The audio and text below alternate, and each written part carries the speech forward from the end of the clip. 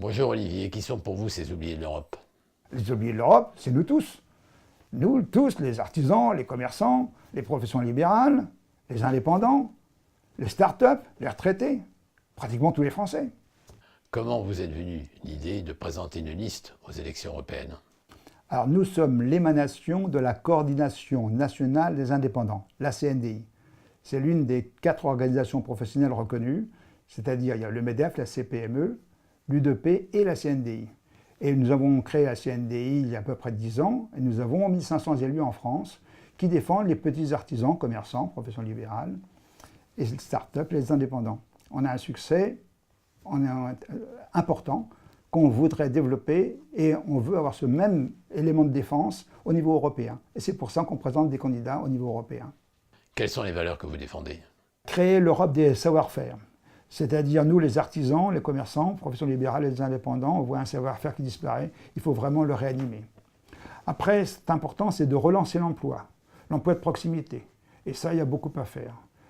Les normes européennes, elles sont aujourd'hui définies par des technocrates. Il faut maintenant qu'elles correspondent à une réalité nationale et régionale et redonner de la diversité et une certaine liberté à ces normes. Maintenant, tout ça ne peut pas se faire sans relancer l'apprentissage. Il nous faut des apprentis bien formés et on a tout ce qu'il faut. Encore faut-il qu'on leur donne la possibilité de le faire. Il faut harmoniser les charges sociales. Aujourd'hui, en Allemagne, par exemple, ils payent 11% de charges sociales. Nous, on paye 42% de charges sociales pour des prestations qui sont très proches. Il faut maintenant indemniser aussi les élus. Car aujourd'hui, un élu au tribunal de commerce ou à la chambre de commerce est bénévole. Alors, donc ça veut dire que c'est des fonctions qui sont réservées à des gens qui sont déjà payés par ailleurs, c'est-à-dire par les grands groupes.